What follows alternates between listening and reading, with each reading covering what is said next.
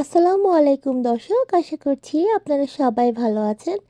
আজকে আমি আপনাদের সাথে খুবই মজাদার একটি হেলদি স্যুপ রান্না শেয়ার করছি। এখন তো ওয়েদারটা একটু ঠান্ডা ঠান্ডা হয়ে গেছে। এই ঠান্ডা ঠান্ডা দিনে গরম গরম স্যুপ খেতে কার না ভালো লাগে।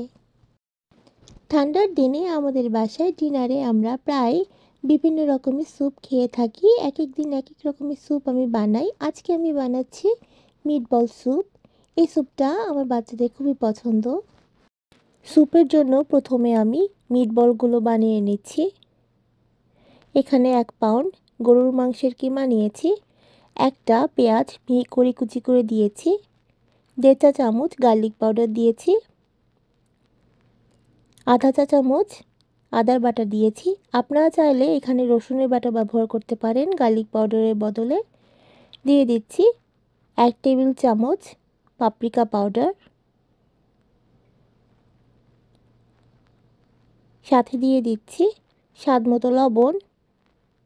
আমি এখন এখানে 1 চা চামচ লবণ দিয়েছি। দিয়ে দিচ্ছি পার্সলে কুচি। পার্সলের বদলে আপনারা ধনিয়া পাতা কুচি দিতে পারেন, তবে পার্সলের ফ্লেভারটা আলাদা। দিয়ে দিচ্ছি স্বাদ মতো গোলমরিচের গুঁড়া। আমি এখানে 1 চা চামচ গোলমরিচের গুঁড়া দিচ্ছি। এবারে দিয়ে দিচ্ছি একটা ডিম। এবারে সব কিছু ভালো করে আমি মাখিয়ে নিচ্ছি। আমার কিমা মাখানো হয়ে গেছে। এবারে মিটবল বানিয়ে নিচ্ছি। আমি একটা নতুন মিটবল মেকার কিনেছি। মাঝে মাঝে অনেক কিছুই কিনে ফেলি আলতু ফালতু। এখন এটা ব্যবহার করে দেখছি এটা কি কোনো কাজের জিনিস কিনেছি কিনা। এই মিটবল মেকারে মিটবলগুলো সবগুলো এক সাইজের হবে। ছোট ছোট করে মিটবল বানিয়ে নিচ্ছি। সবগুলো সুন্দর হয়ে গেছে। আসলে একটা কাজের জিনিস কিনেছি। আমি একে একে সবগুলো মিটবল বানিয়ে নিয়েছি। এবারে আমি মিটবলগুলোকে একটু তেলে ভেজে নিব। একটা ফ্রাই প্যানে আমি তেল দিয়ে নিয়েছি 1 টেবিল চামচ। তেলটা গরম হয়ে আসলে এতে দিয়ে দিব বানিয়ে রাখা সবগুলো মিটবল। অল্প আছে আমি মিটবল ভেজে নিচ্ছি। একেবারে পুরোপুরি ভাজার কোনো দরকার নাই। চারপাশ বাদামি হয়ে গেলেই আমি নামিয়ে নিব। মিটবলগুলো হালকা করে ভেজে নিয়েছি। এবারে আমি সরিয়ে রাখছি।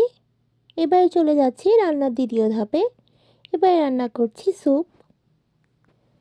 এখন একটা কুকিং পটে দিয়ে দিচ্ছি আধা টেবিল চামচ তেল। তেল গরম হয়ে আসলে দিয়ে দিয়েছি 1 টেবিল চামচ রসুন কুচি। দিয়ে দিচ্ছি একটা ছোট টমেটো কুচি। সব কিছু একটু ভালো করে ভেজে নিচ্ছি।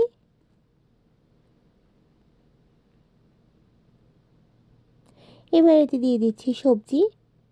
এখানে আমি দিচ্ছি কিউব করে কাটা আলু, গাজর। আপনারা চাইলে এখানে জুকিনি ব্যবহার করতে পারেন।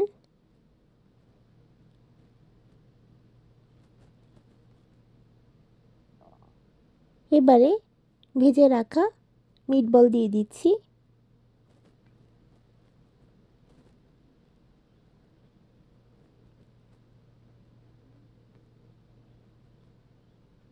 এখন আমি এতে দিয়ে দিচ্ছি স্টক। স্টকটা আমি বানিয়ে নিয়েছি। এখানে আমি দিয়ে দিয়েছি ভেজিটেবল স্টক 2 কাপ আর 1 কাপ পানি।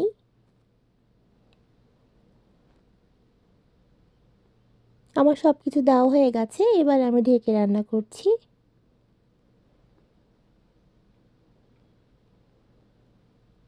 সবজি সিদ্ধ হয়ে আসা পর্যন্ত রান্না করে নিচ্ছি। যখন সবজিটা আলু আর গাজর 90% মতো সিদ্ধ হয়ে গেছে, এবার দিয়ে দিচ্ছি বাঁধাকপি। আমি এতে আলাদা করে কোনো লবণ দিচ্ছি না, কারণ আমি যখন ভেজিটেবল স্টক বানিয়েছি তখন আমি এতে লবণ দিয়েছিলাম। দিয়ে দিয়েছি এখানে কিউব করে কাটা পেঁয়াজ।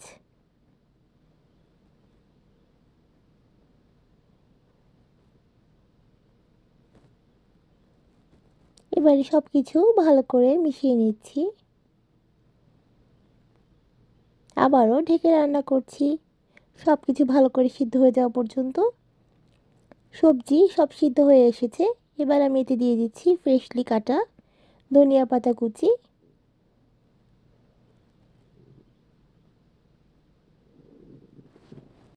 সব সবজি ভালো করে সিদ্ধ হয়ে গেছে। খুব সুন্দর একটা স্মেল বের হয়েছে। আমার স্যুপ রান্না হয়ে গেছে। এবার আমি পরিবেশন করে নিচ্ছি। শীতের সন্ধ্যায় কিংবা রাতে গরম গরম এই স্যুপটা হলে আর কি লাগে। আর যারা ডায়েট করছেন, যারা প্রোটিন ডায়েট করেন, তারা এই স্যুপটা খেয়ে নিতে পারেন। অল্প মশলায় খুব অল্প সময়ে এই স্যুপটা বানিয়ে নিতে পারেন। খুবই হেলদি একটা স্যুপ। আমি পরিবেশন করে নিয়েছি, সাথে দিয়েছি গার্লিক ব্রেড। এটা পুরোপুরি একটি হেলদি মিল। আজকে তাহলে এই পর্যন্তই। ভালো থাকবেন সবাই। আমি আপনাদের জন্য দোয়া করি, আপনারাও আমার জন্য দোয়া করবেন। আসসালামু আলাইকুম। আল্লাহ হাফিজ।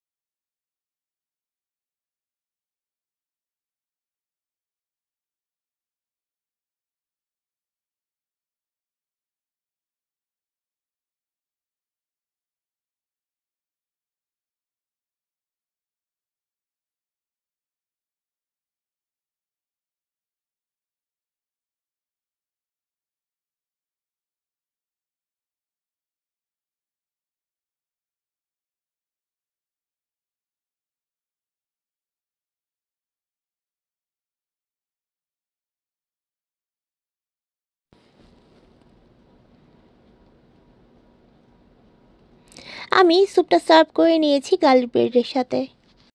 গার্লিক ব্রেড আর এই স্যুপ একেবারে একটা ফুল একটা মিল। আর কিছুই লাগে না সাথে। আমার বাচ্চাদের এবং বাচ্চাদের বাবার এই স্যুপটা ভীষণ পছন্দ। আমাকে কদিন পর পর এই স্যুপটা তাদের জন্যই বানাতে হয়। আশা করছি আপনাদের আমার রান্না ভালো লেগেছে। আজকে তাহলে এই পর্যন্তই। ভালো থাকবেন সবাই। আমি আপনাদের জন্য দোয়া করি, আপনারাও আমার জন্য দোয়া করবেন। আসসালামু আলাইকুম। আল্লাহ হাফিজ।